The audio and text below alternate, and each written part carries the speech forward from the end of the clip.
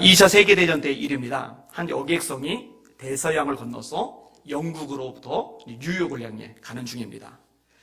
근데 출발을 앞두고 여객선의 선장에게 지시가 내려졌어요. 무조건 항로를 앞으로 향할 것. 문제가 생길 때는 무전으로 연락하여 지시를 받을 것. 절대로 선장 자신의 판단에 따르지 말고 무전 지시를 받을 것. 그래서 영국을 떠난 배가 뉴욕을 향해 계속 진행을 해갑니다. 근데 문제가 뭐냐? 지금 2차 세계대전 중이거든요. 바다가 안전하지를 않아요. 아니다 할까 며칠 후에 적의 함대가 가까이 있는 것을 발견을 합니다. 즉시 무전을 쳐요. 적의 군함이 보임. 급히 지시를 바람. 회신이 왔습니다. 두려워 말고 계속 항해할 것. 불안한 거예요. 돌아가고 싶은 거예요. 선장이고 일단 배에서는 선장이 절대자입니다. 선장이 지시했을 때 그 밑에 있는 부하들이 명령을 어기면은 그 명령 불복종 제외에서 가둬버릴 수가 있어요. 그만큼 선장의 권한이 막강하거든요. 선장이 돌아가 하면은 돌아가야 되는 상황이에요. 근데 이 선장 위에 지시 내리는 사람이 있는 거고 그가 이제 지시를 내린 거죠. 그냥 전진해라. 명령을 따라 앞으로 갑니다. 항해가 계속됩니다. 마침내 목적지인 뉴욕에 도착을 했답니다. 거의 도착할 무렵 모두가 안도의 한숨을 쉬어요. 여러분 제일 안심한 사람이 누굴까요? 선장이죠, 선장. 어휴, 다행이다. 무사히 살아서 여기까지 왔구나. 그러는 중에 영국기를 달고 있는 잠수함 한 척이 수면에 이렇게 떠오르기 시작을 해요. 이걸 몰랐던 거예요, 이걸. 왜 말을 안 해줬는지 모르겠어요. 근데 아무튼 이걸 몰랐던 거예요. 알고 보니까 완전 무장한 잠수함 한 대가 물속에서 미리 다 방비를 해가면서 지켜주면서 보호하면서 앞서가고 있었던 거죠. 그걸 몰랐던 거죠. 완전 무장한 잠수함이 여객선을 보호하고 있다. 이걸 알았다면 두려워하지 않았을 겁니다. 불안하지 않았을 겁니다. 여러분 사실 하나님의 백성들이 두려워하지 않을 비결도 여기에 있습니다. 하나님이 저와 여러분을 지켜주고 계시거든요. 앞서가시면서 안전하게 보호해주고 계시거든요. 다윗이 고백하죠. 유명하시면 여호와는 나의 목자시니 내가 부족함이 없으리로다. 그가 나를 푸른 초장에 누이시며 쉴 만한 물가로 인도하신도다. 내 영혼을 소생시키시고 자기 이름을 위하여 의의 길로 인도하신도다. 내가 사망의 음침한 골짜기로 다닐지라도 해를 두려워하지 않을 것은, 왜 두려워하지 않느냐? 두려워하지 않을 것은 주께서 나와 함께 하심이라. 주의 지팡이와 막대기가 나를 안위하시나이다. 주께서 내 원수의 목전에서 내게 상을 베푸시고 기름으로 내 머리에 바르셨으니 내 잔이 넘치나이다. 나의 평생에 선하심과 인자심이 정녕 나를 따르리니 내가 여호와의 집에 영원히 거하리로다. 여기에서는 이 잠수함이 따라붙었는데 저와 여러분에게는 하나님의 선하심과 인자심이 항상 따라붙고 계시다는 거 잊지 마시기를 주님의 이름으로 축원합니다. 이런 믿음이 있어야 담대함이 생겨요. 예레미야가 고백합니다. 그러나 여호와는 두려운 용사 같으시며 나와 함께 하시는 고로 나를 박해하는 자가 나를 이기지 못할 것이오며. 이사야 41장에서 말씀합니다. 두려워 말라. 내가 너와 함께함이니라. 놀라지 말라. 나는 네 하나님이 됨이니라. 내가 너를 굳세게 하리라. 참으로 너를 도와주리라. 참으로 나의 의로운 오른손으로 너를 붙들리라. 이걸 아는 만큼, 이것을 믿는 만큼 우리는 불안하지 않을 겁니다. 담대할 수 있을 것입니다. 따라합시다. 도와주시고 지켜주시는 하나님. 한 번 더요. 도와주시고 지켜주시는 하나님. 그 하나님이 여러분의 아버지가 되십니다. 그 하나님이 여러분과 동행하고 계십니다. 그 하나님의 말씀이 뭐예요? 내가 과연 너희를 떠나지 아니하고 과연 너희를 버리지 아니하리라. 그 하나님이 뭐라고 말씀하세요? 볼지어다 내가 세상 끝날까지 너희와 항상 함께 있으리라. 믿으시길 바랍니다. 아멘. 흔들리시 마셔야 합니다. 자, 오늘 본문의 내용을 몇 가지로 나눠 생각을 해볼 건데요. 첫 번째 부분, 야곱의 변화라는 측면입니다. 38절에서 40절까지를 다시 읽을게요. 시작. 내가 이 20년을 외삼촌과 함께 하였거니와 외삼촌의 암양들이나 암염소들이 낙태하지 아니하였고 또 외삼촌의 양떼의 순양을 내가 먹지 아니하였으며 물려 찢긴 것은 내가 외삼촌에게로 가져가지 아니하고 낮에 도둑을 맞았든지 밤에 도둑을 맞았든지 외삼촌이 그것을 내 손에서 찾았으므로 내가 스스로 그것을 보충하였으며 내가 이와 같이 낮에는 더위와 밤에는 추위를 무릅쓰고 눈붙일 겨를도 없이 지낸나이다. 아멘. 야곱이라는 이름의 뜻은 발 뒤꿈치를 잡은 자라는 뜻입니다. 태어난 그 배경이 그 이름에 담겨져 있는 거죠. 형 에서가 나오는데 에서의 발 뒤꿈치를 잡고서 애가 나왔어요. 그럼 갓난아기들 잡는 힘이 대단합니다. 그죠? 갓난이 잡는 힘이 대단해요. 근데 하필이면 형이 발 뒤꿈치를 잡고 나온 거예요. 이게 이제 부정적인 의미로 쓰입니다. 여러분 길 가는 사람 발 뒤꿈치를 확 잡아보세요. 달려가는 사람 발 뒤꿈치를 확 잡아보세요. 그럼 잡아집니다. 코 깨집니다. 이마 깨집니다. 이 발 뒤꿈치를 잡은 자라는 뜻은 굉장히 부정적인 의미입니다. 남에게 해를 끼치는, 손해를 당하게 만드는 그런 사람이란 의미를 가지고 있는 게 야곱이라는 이름의 뜻이에요. 별로 좋은 이름은 아닙니다. 에서라는 이름의 뜻은 불다라는 뜻이에요. 불다. 특색을 가지고 이제 이름을 지은 겁니다. 자, 둘 다 장성을 했어요. 형 에서는 들사람입니다. 사냥을 즐깁니다. 여러분 산으로 들로 동물 잡으러 뛰어다니다 보면 얼마나 배가 고프겠어요. 운동에서 볼 가지고 축구 실컷 해보세요. 얼마나 배가 고프겠습니까? 근데 배고플 때 그 타이밍을 맞춰서 야곱이 팥죽을 뽀글뽀글 끓여놔요. 배고픈 에서의 코에 그 향기가 너무너무 끌리는 거죠. 그거 좀 줘라. 안 줘요. 형이 장자의 명분을 내게 팔면은 내가 줄게. 저에게도 두 명의 아들들이 있어요. 하나는 효빈이고 하나는 효원입니다. 저는 이 아들들이 사이좋게 지내기를 원해요. 서로 우애하기를 원해요. 감사하게도 큰애가 작은애를 좀 요즘 많이 챙겨요. 예전에 좀 잘 안 챙기는 것 같았었는데 혼이 좀 났어요. 근데 요즘은 이제 잘 좀 그래도 챙기는 게 같아요. 대신에 동생이 형에게 덤비는 거 저는 그거 별로 바람직하지 않게 봐요. 못 덤비게 해요. 자, 이렇게 생각을 해보세요. 효빈이가 축구하느라고 시끌쭉하고 배고파서 허기진 상태로 올 때쯤 그 타이밍을 맞춰서 효원이가 라면을 뽀글뽀글 끓여놓은 거예요. 얼마나 먹고 싶겠어요? 너 라면 좀 줘 그랬더니 효원이가 그때 하는 말이에요. 형, 지난주에 용돈 받는 거 7만 원 그거 나한테 넘겨. 그럼 내가 이 라면 줄게. 만약 제가 그 간격을 봤다면요 혼날 겁니다. 그럼 그냥 넘겨줘도 되죠. 근데 그깟 7만 원 정도, 뭐 몇십만 원 정도하고 비교가 되지 않을 만큼 어마어마한 게 장자의 명분인데 그 장자의 명분을 팔려는 거예요. 팥죽 한 그릇에 팔려는 거예요. 이게 인격성 대먹지 않은 거예요. 어떻게 형제간에 그럴 수가 있어요? 그냥 줘야죠. 못 해먹은 거예요. 거기다가 아니죠. 아버지가 임종을 앞에 두었다고 생각해서 큰형인 자기 큰아들인 에서 보고 별미를 만들어 오라는 거예요. 사냥해서 고기를 잡은 다음에 그 고기로 요리를 만들어 가져오면은 내가 맛있게 먹고 복을 빌어 주겠다는 거예요. 어머니가 그 얘기를 들었어요. 그리고 야곱을 불렀어요. 네 형이 복을 다 받게 생겼다. 너 양 한 마리 가져와라. 내가 네 아버지 입맛에 맞게끔 별미를 만들어 줄 테니까 가지고 가서 네가 복을 좀 받아라. 큰아들답지 않게 작은아들은 암산이고 종들이 신임도 두텁지 않고 게다가 아버지 신임도 별로 못 받고 엄마 마음속에 불쌍한 거예요. 그래서 이 작은 아들에게 복을 받게 해주고 싶은 마음이 들어서 모성애가 작용돼서 이런 수단을 썼어요. 이때 야곱이 어머니 그건 정직하지 않습니다. 아버지를 속이는 일입니다. 이렇게 나와야 하잖아요. 아버지 속이다가 제가 저주받을 텐데 그랬더니 어머니가 그 저주 나한테 돌릴 테니까 너 내가 시키는 대로. 그러면 어머니도 저주를 받으시면 안 되죠. 그래야 되는데 그 저주 내가 받을게. 그럼 어머니가 받는다고? 그러면 엄마가 대신 저주 받으면 나는 저주 안 받아도 되겠네? 계산이 돌아가는 거예요. 이런 거 안 되죠. 아버지 속이는 것도 안 되지만 엄마가 저주 대신 받겠으니 네가 해라. 그래도 말 들으면 안 되죠. 그러니까 아버지도 안중에 없는 거고 어머니도 안중에 없는 거예요. 야곱이요. 인성이 별로 대목지를 않았어요. 그리고 복을 가로칩니다.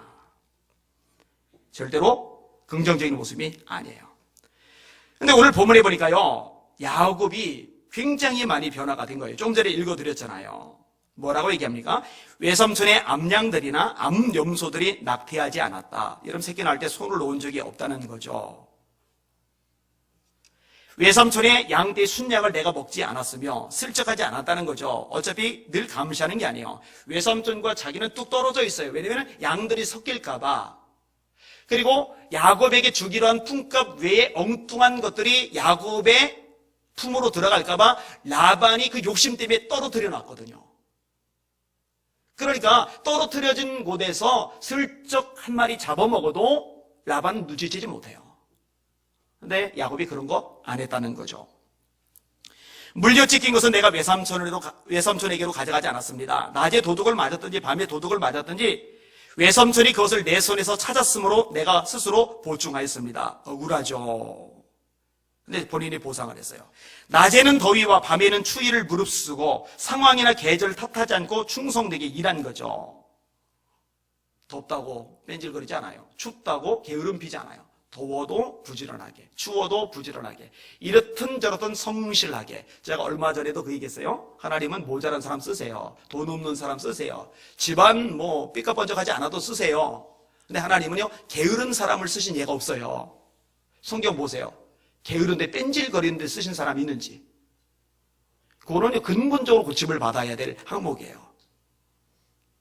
하나에 썼던 인물 중에 게을렀던 사람, 뺀질거리는 사람 한 명이라도 있으면 찾아서 가져와 보세요. 그럼 제가 설교를 다음 주에 수정해서 다시 할게요.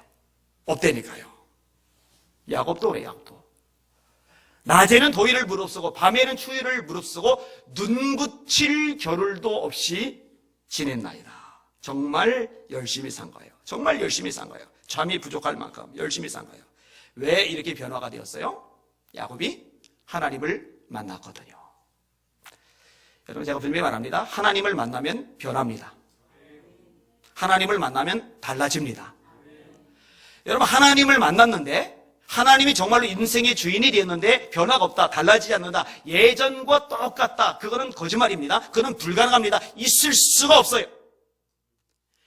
형 에서의 낯을 피해서 베델 광야에서 돌베개 메고 눈물 흘리며 추위에 떨며 처량하게 잠들었을 때 영안이 열려요. 사다리가 하늘 끝까지 나왔어요. 천사들이 오르락 내리락 하는 거예요. 이 광경에 너무너무 두려워 떠는 야곱에게 하나님의 음성이 들립니다. 나는 여호와니 너의 조부 아브라함의 하나님이요 이삭의 하나님이라. 너와 네가 누워있는 땅을 내가 너와 네 자손에게 주리니 네 자손이 땅의 티끌같이 되어 내가 서쪽과 동쪽과 북쪽과 남쪽으로 퍼져나갈지며 땅의 모든 족속이 너와 네 자손으로 말미암아 복을 받으리라. 내가 너와 함께 있어 내가 어디로 가든지 너를 지키며 너를 이끌어 이 땅으로 돌아오게 할지라. 내가 네게 허락한 것을 다 이루기까지 너를 떠나지 아니하리라 하신지라.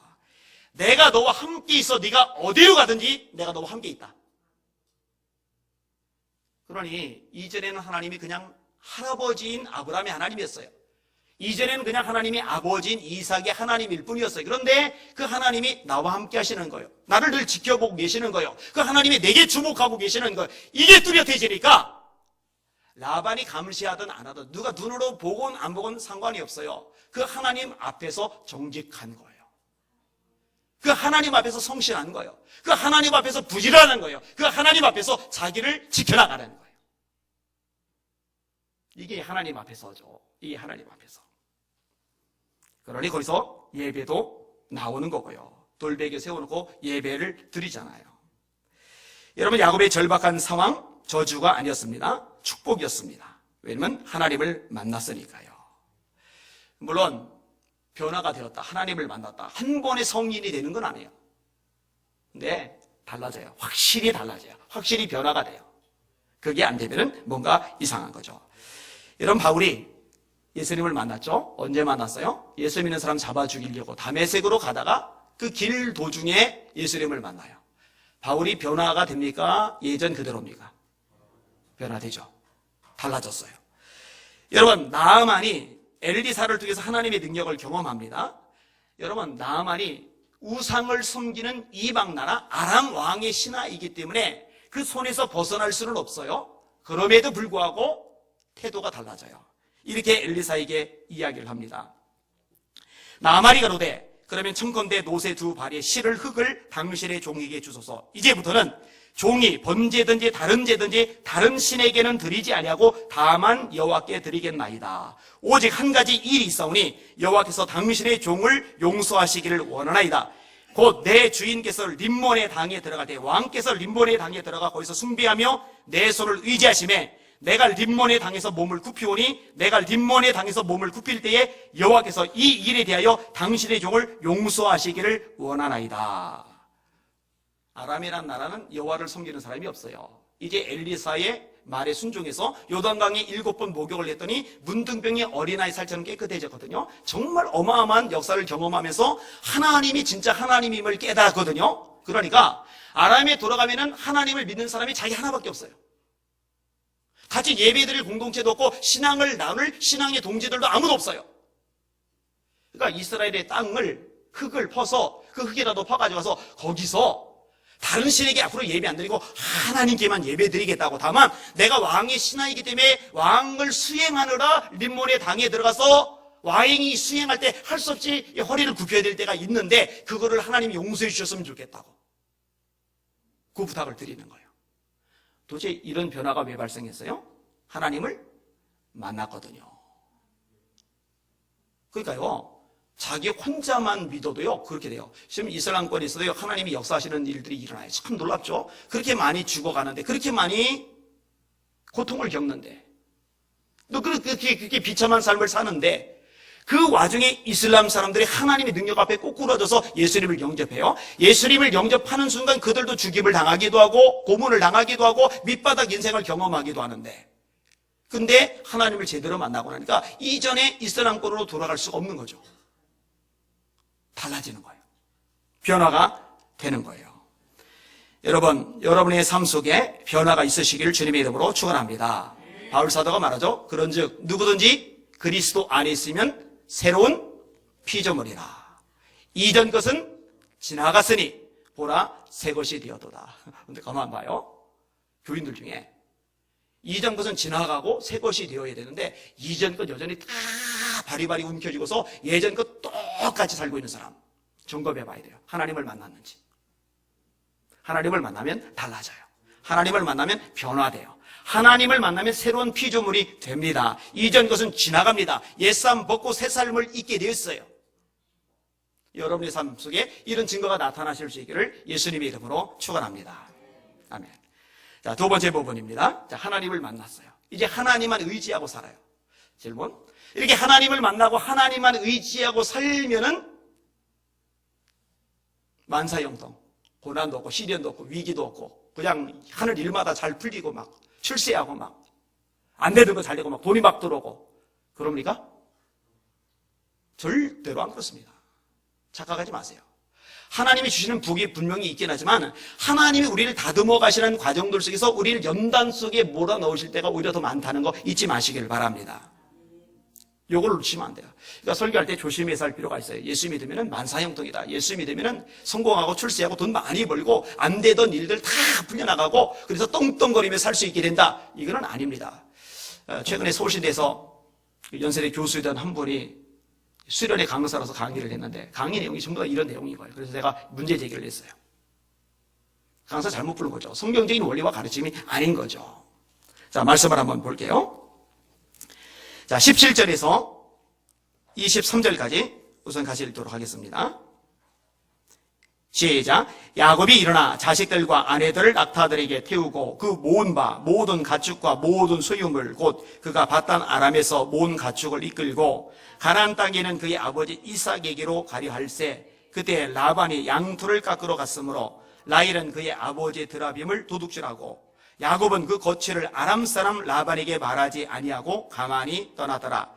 그가 그의 모든 소유를 이끌고 강을 건너 길라산을 향하여 도망한 지 3일 만에 야곱이 도망한 것이 라반에게 들린지라. 라반이 그의 형제를 거느리고 7일 길을 쫓아가 길라산에서 그에게 이르렀더니. 아멘. 자, 야곱의 인생 진짜로 꼬일 대로 꼬였어요. 지금으로부터 오늘 본문부터요. 지금으로부터 20년 전에는 형인 에서를 피해서 도주를 했어요. 그리고 형인 에서를 피해 도주한 후 20년이 지난 지금은 이제 외삼촌이면서 그 당시 장인어른인 라반을 피해서 도주를 했어요. 인생이 왜 이래요, 이거 도대체? 아니, 처음 형을 피해서 도주를 할 때는 하나님 없이 살던 삶이니까, 형도 속이고 아버지도 속이던 삶이니까 뭐 그럴 수 있다 쳐요. 그럼 지금은 하나님을 생각하기 때문에 정말 정직하게 진실하게 부지런하게 최선 다해서 살잖아요. 그런데 왜 또다시 도주를 해야 돼요? 이거 뭐예요 도대체? 사실 나반의 밑에 있을 때도요, 억울한 일을 굉장히 많이 경험을 했어요. 41절을 한번 보셔요. 시작.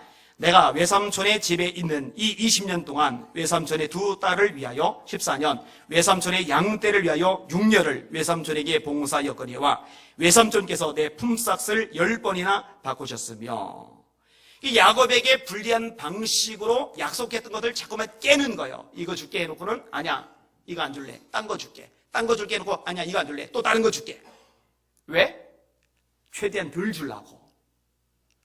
거짓말하는 거죠. 정직하지 않은 거죠. 전에 한번 얘기나요? 우리 교회 부교육자이던 배대근 목사님이 저쪽에 한 교회 이제 부임을 해갔는데, 처음에 이제 만나서 얘기를 했을 때 이렇게 생활비를 대우해 주겠다고 약속을 했는데 다른 거예요, 말과. 여러분 겪어봤잖아요? 돈 욕심 부릴 사람 아닙니다. 그러니까 많이 주고 적게 줘서가 아니라 약속한 것에 대해서 지키지 않는 것. 이게 이제 문제가 있는 거예요. 근데 얼마 지나고 나서 또 만났는데 얼굴 표정이 풀렸어요. 그래서 그런 거 전혀 개념 안 하고 그냥 기쁨으로 봉사하기를 했나 보다 했는데, 그게 아니라 어떤 제안이 왔냐면은 여기서 열심히 봉사하면은 개척할 때 개척 자금 내준다고 그랬대요. 거기에 이제 마음이 썰깃하고 이제 넘어간 거예요. 순진한 거예요. 그래서 제가 그랬어요.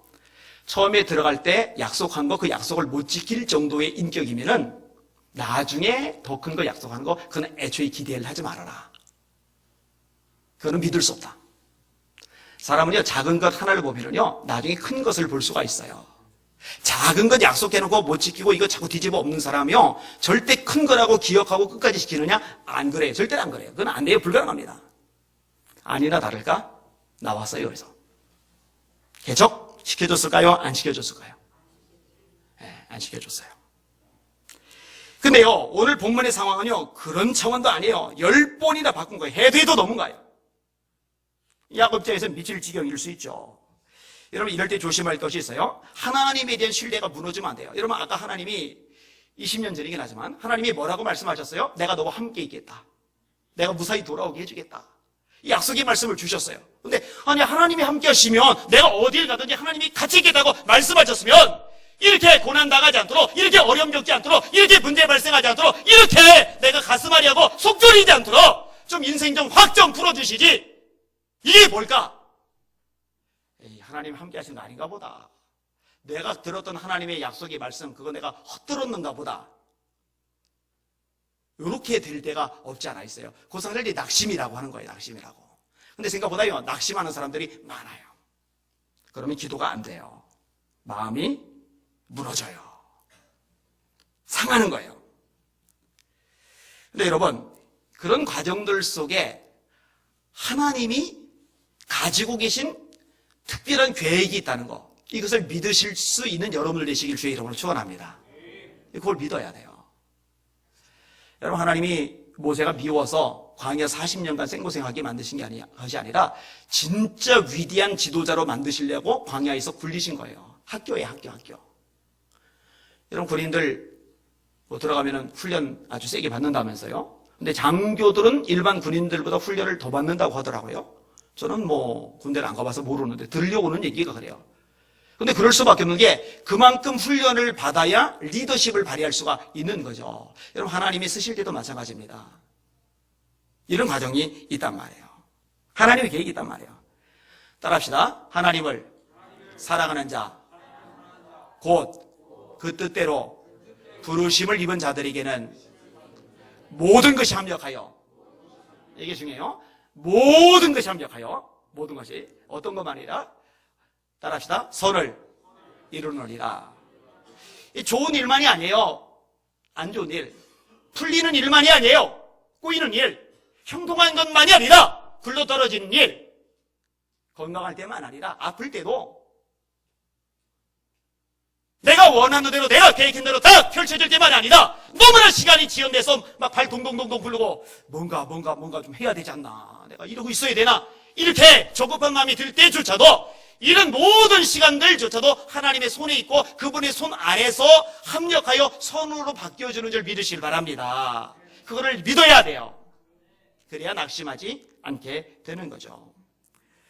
그럼 바울이 묶였어요. 죄수 신분이 되어서 호송되는 거예요. 로마로. 여러분 하나님이 그렇게 사랑하시는데 하나님이 그렇게 전능하신데 왜 하나님이 그렇게 아끼는 종이 그 위대한 종이 묶여서 죄수 신분으로 배에 실려서 로마로 압송되도록 내버려 두시냔 말이에요. 근데 여러분 거기에 하나님의 섭리가 있는지 아셔야 돼요. 하나님의 섭리가 있다는 걸. 그렇게 로마 군인들이 바울을 호위하면서 가니까 바울을 죽이려고 하는 사람들이 바울을 해코지를 못하는 거예요. 바울의 전도 선교 영역은 어차피 유대 지역만 아니라 로마까지 가야 되거든요. 근데 바울이 로마까지 그냥 가려고 하다가는 바울 죽이려는 사람, 여러분 바울이 재판받을 때요, 바울을 죽이기 전에는 내가 먹지도 않을 거야, 내가 바울을 죽이기 전에는 마시지도 않을 거야, 이렇게 목숨 걸고 작정한 사람이 40명이나 있었어요. 그러니 혼자 툴레툴레 보침 짊어지고서 전도 여행한다고 로마로 간다고 가다 보면은요, 길 가다가 얻어맞아 죽었을 수 있어요. 그런데 로마 군인들이 주변에 호위하고서 배에 앞성에서 끌고 가니까 무사하게 로마까지 가고 로마에 가서 복음을 전할 수 있는 길이 열렸잖아요. 할렐루야. 이게 얼마나 하나님의 기가 막힌 섭리입니까? 그 배가 피는 풍랑을 만나요. 다 죽을 지경이 돼요. 아니 하나님의 종이 로마 가는 길이면 좀 안전하게 좀 해주시지, 풍랑 좀 꽉 눌러버리시지, 왜 이게 죽을 고생을 하게 만드실까? 알고 보니까 바울 사도가 전부 다 절망하는, 백부장도 절망하고 군인도 절망하고 서론도 절망하고 선장도 절망하는, 바다의 베테랑도 절망하는 이 와중에 바울이 뭔가 자꾸 일어서서 여러분 이제는 안심하세요. 하나님이 어제 저에게 말씀하셨어요. 이 배에 있는 사람 한 사람도 다치지 않을 거라고 말씀해 주셨어요. 나는 내게 말씀하신 그대로 되리라고 하나님을 믿습니다. 이제는 먹어도 됩니다. 그 전까지 바울이 뭔가 얘기하면 백부장이 들은 척도 안 해요. 죄수 주제에 뭐 입을 놀려 이런 반응이죠. 그런데요, 그 일을 겪으면서 백부장이든 선장이든 선원들이든 바울이 뭔가 얘기하면 이제 귀를 쫑긋 세우고 듣게 됐어요. 선 아니에요? 하나님이 섭력할 선을 이루신 거잖아요. 이번 수요일 설교했어요? 최근에 설교. 멜리데 섬에 도착하고 나서도 나뭇가지 넣어서 불 피는데 나뭇가지 숨어있던 뱀이 나와서 확 물어버렸잖아요. 와, 하나님이 사랑하시는데 뱀에게 물려. 뱀이 물고서 확 도망가는 게 아니라 물고서 매달려 있는 거예요. 그냥 원주민들이 보고 이놈은 살인한 자야, 그러니까 공의가 죽게 만드는 거야.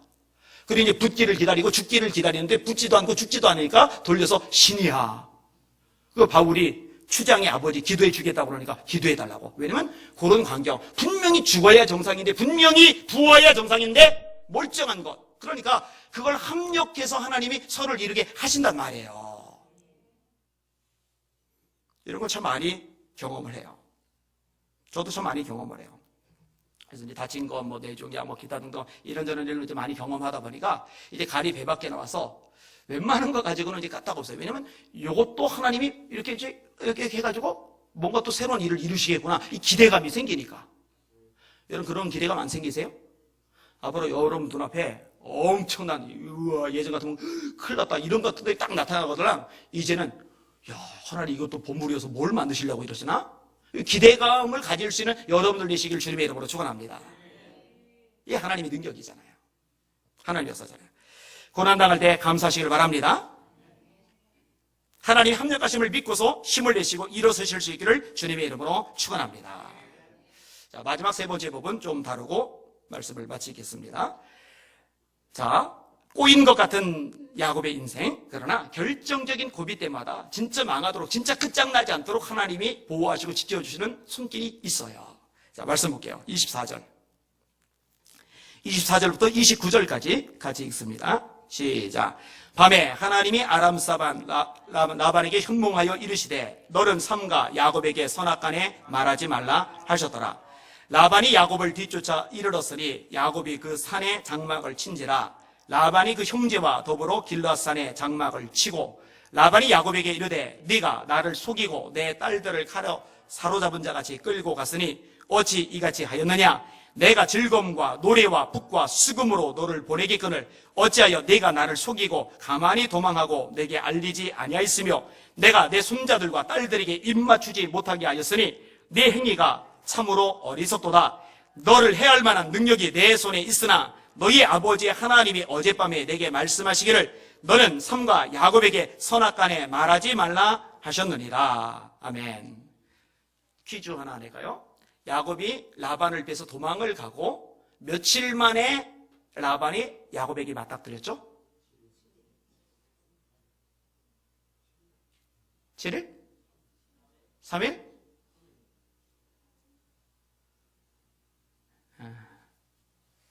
우리 청년들은 도대체 공부를 어떻게 했냐? 도망간 지 3일 만에 눈치챘죠. 눈치채고 나서 7일 만에 도달을 했죠. 그러면 야곱이 도망간 지 며칠 만에 라반이 도달을 한 거예요? 7 플러스 3도 못합니까? 10일 만에 도달을 한 거예요. 자, 도달을 했는데 이 도달하기 직전에 라반의 마음 상태는 분노입니다. 일을 가는 거예요. 그냥 두지 않겠다는 거예요. 근데 막상 야곱한테 도착하고 나서 엉뚱한 소리를 합니다. 뭐라고 얘기를 하느냐? 이렇게 말을 합니다. 내가 즐거움과 노래와 북과 수금으로 너를 보내겠거늘 어찌하여 내가 나를 속이고 가만히 도망하고 내게 알리지 아니하였느냐. 여러분, 라반이 진짜 야곱의 입에서 장인어른 제가 이제 떠나야 되겠습니다. 처자식 재산 끌고 가겠습니다. 이렇게 말했으면은 노래, 즐거움, 북과 수금으로 보냈을 것 같아요? 그렇게 보낼 만한 인간이 아닙니다. 어떻게 이렇게 거짓말을 술술술술 잘해요? 여러분, 사람들이 생각보다 거짓말 술술술술 잘합니다. 너무 잘합니다. 제가 거짓말하지 말라고 그랬죠? 거짓말하지 마세요. 계시록 21장 8절 다시 인용할게요. 두려워하는 자들과 믿지 않는 자들과 흉악한 자들과 살인자들과 술객들과 온갖 거짓말을 지어내는 자마다 불과 유황으로 타는 못에 참여하리니 이것이 곧 둘째 사망이라. 온갖 거짓말을 지어내는 자, 온갖 거짓말 지어내지 마세요. 거짓말하지 마세요. 그 예수 믿고 나서 변화된 특징 중에 하나가 진실함입니다. 정직함입니다. 정직해야 돼요. 이 사람 또 엉뚱한 소리예요. 내가 너를 해할 만한 능력이 내 손에 있으나 라고 돼서 너를 해할 만한 능력이 내 손에 있다. 여러분, 라반에게 야곱을 해할 만한 능력이 없어요. 왜 없는지 아세요? 하나님이 야곱을 지키시고 보호하시기 때문에. 라반은 죽었다 깨도 야곱을 해하지 못합니다. 그러니까 이 말도 옳지 않아요. 실제로 하나님이 나타나셨죠. 너희 아버지 하나님이 어젯밤에 내게 말씀하시기를 너는 삼가 야곱에게 선악간에 말하지 말라 하셨느니라. 그러니까 벼르고 이를 갈고 내가 그냥 두지 않을 거야. 다 죽여버릴 거야. 막 이런 식의 태도를 가지고 왔는데 손 하나 까딱 못하는 거죠. 여러분, 누가 진짜 강한 사람이에요? 돈 많은 사람? 여러분, 세상에서는 돈 많은 사람이 진짜 강합니다. 돈이 힘의 권력이에요. 돈만 많이 가지고 있으면 사람을 알아서 숙이고 들어갑니다. 권력? 강하죠. 이 신체적인 무력이 강한 사람. 조폭들 세잖아요. 중학교, 고등학교 때는 공부 잘하는 애들도 힘이 있지만 공부 잘하는 애들보다 소위 일진, 이 주먹 좀 잘 쓰는 애들이 힘 좀 쓰잖아요. 누가 힘 있는 사람, 누가 강한 사람이에요? 하나님이 지켜주고 보호해주는 사람이 제일 강한 사람입니다. 하나님이 작정하고 보호하시면, 하나님이 작정하고 지켜주시면 세상에 아무리 강력한 권세자들도 하나님이 지켜주는 사람 어쩌지 못합니다. 여호와께서 다윗을 숨기시니라. 다윗이 순발력이 좋고 숨바꼭질 잘해서 수많은 사울이 풀어놓은 군인들 피해서 숨어 다닐 수 있었던 게 아니라 하나님이 당신의 능력이 서로 다윗을 숨기시니까 사울이 못 찾아내는 거예요. 찾아냈더라도 못 잡는 거예요. 거의 잡을 만한 순간일 때 갑자기 전령이 쫓아서 왕이여 블레셋이 쳐들어왔습니다. 이제 다 잡았는데 한 나라까지 움직여서 사울 왕이 군인들 데리고 돌이키게 만드시는 분이 하나님이시라는 거 믿으시기를 바랍니다. 하나님이 역사하시면은 그게 가장 큰 능력이요 축복이거든요. 여러분, 하나님의 약속의 말씀 믿으세요. 하나님의 약속의 말씀 붙잡으세요. 하나님이 함께하지 않아서, 하나님이 정말 역사하지 않아서, 보호하시지 않고 지켜주지 않아서 사람들이 낙심하고 주저앉고 물러 터져지는 게 아니라 하나님의 약속의 말씀을 꼭 잡지 못하고 놓아버리기 때문에 주저앉는 거예요. 말씀을 자꾸 묵상하세요. 제가 늘 묵상하는 말씀, 다음에 우리 가족들 암기시키려고 하는 중인데, 내가 산을 향하여 눈을 들리라. 나의 도움이 어디서 올고 나의 도움이 천지를 지으신 여호와에게서로다. 세상 권력자 따위가 아니에요. 세상 부자 따위가 아니에요. 천지를 지으신 하나님이시여요. 여호와는 너를 지키시는 자라. 너를 지키시는 자는 졸지도 아니하시고 주무시지도 아니하시리로다. 이스라엘을 지키시는 자는 졸지도 아니하시고 주무시지도 아니하시리로다. 여호와께서 네 우편에서 네 그늘이 되시나니 낮에 해가 너를 상치 아니하며 밤에 달도 너를 해치 아니하리로다. 여호와께서 너의 출입을 지금부터 영원까지 지키시리로다. 낮에 해도 밤에 달도 뭔 얘기예요? 낮이든 밤이든 언제라도 항상 늘 함께 하실 뿐만 아니라 지키신다고, 보호하신다고 하나님께서 약속하셨으니 이 약속의 말씀 붙잡고 힘을 내시고 일어서시기를 주님의 이름으로 축원합니다. 이 믿음이 저에게, 여러분에게 필요한 거예요. 마틴 루터가 재미난 말을 했어요. 그리스도가 우리를 물속으로 몰아넣기도 하지만 결코 빠져 죽게 만들지는 않으신다. 이거 읽다가 제가 피식 웃었어요. 맞아요. 주님이 때로 우리를 물속에 밀어 넣으시기도 해요. 아까 얘기했잖아요. 근데 거기는 뜻이 있단 말이에요. 죽이려고, 익사시키려고 물에 집어넣는 게 아니에요. 시레모라는 분이 한 말입니다. 그리스도는 우리를 구속하기 위하여 죽으셨고 우리를 지키시려 살아계신다. 그리스도인의 안전은 위험을 떠난 안전이 아니라 하나님의 품에서 얻는 안전이다. 그러니까 위험도 어려움도 고난도 문제도 전혀 없는 그런 안전이 아니라 이런 것들을 당하는데 그럼에도 불구하고 하나님의 품 안에 있기 때문에 유지되는 안전이란 얘기죠. 프란시스 드 살레라는 분이 한 말입니다. 내일 일어날 일에 대해서 걱정하지 말라. 오늘 너를 돌보시는 영원한 하나님께서 내일 또 너를 돌보실 것이다. 그가 고난을 피하게 하든지 견딜 수 있는 힘을 주시든지 할 것이다. 할렐루야. 참 어쩜 이렇게 표현들을 잘 쓰는지 모르겠어요. 알렉산더 맥클라렌, 탁월한 성경 강해자입니다. 이분이 했던 말도 좋아요. 눈물이 눈 안에 먼지가 들어가지 않도록 막는 것처럼 성령은 우리 마음에 세상이 들어가지 않도록 막아준다. 만일 하나님이 우리를 돌밭길로 보내실 때는 든든한 장화를 예비하신다. 돌밭길을 아예 안 가도록 그냥 편안한 길만 가도록 하시는 분은 아니에요. 때론 돌밭길로 가게 하세요. 그런데 그 돌밭에서 꼬꾸라져서 더 이상 나가지도 전진하지도 해가지도 못할 만큼 주저앉게 만드시는 분이 아니라 그 돌밭도 통과할 수 있는 장화까지도 준비해 주시는 하나님이라는 거 믿으시길 바랍니다. 얼마나 감사해요. 얼마나 감사해요. 그 하나님 바라보고 힘을 내시고 승리하시기를 주님의 이름으로 축원합니다. 자, 오늘 말씀 세 가지 정도로 제가 정리를 했어요. 첫 번째 부분은 따라합시다. 하나님을 만나면 변화된다. 여러분 변화되셨어요? 우리 교인들의 모습을 다 일일이 기록을 해놨다가 1년 지난 다음에 점검해보고 한 5년 지난 다음에 점검해보고 변화가 전혀 없으면 그냥 조치를 취하든지 해야 될 것 같아요. 그죠? 자, 하나님을 만났어요. 이제 변화됐어요. 이제 하나님 뜻대로 살아요. 자, 그럼 하나님 그렇게 뜻대로 살면은 진짜로 좋은 일만 생깁니까? 고난도 없고 염려도 없고 아픔도 없고 힘들고 속상한 일도 없고 그냥 막 하는 것마다 막 대박이 터집니까? 요즘 제 아내가 저보고 대박님이라고 부르는데 왜 대박님이라고 그러냐? 배가 대박이래요. 배가. 그래서 대박이라고 처음에 하길래 반말하지 마 그랬더니 그럼 대박이라 안 하고 대박님이라고 한다고 해서 대박님이라고 좀 부르고 있어요. 지금 대박 터져요? 아니잖아요. 그죠? 때로 고난도 있어요. 고난도. 위기도 있어요. 근데 여기는 하나님의 뜻이 있단 말이에요.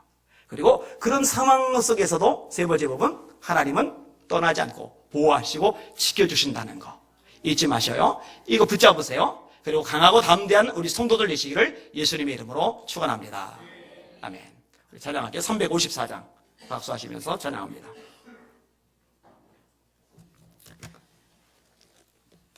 이사야 40장 말씀으로 만든 찬양입니다.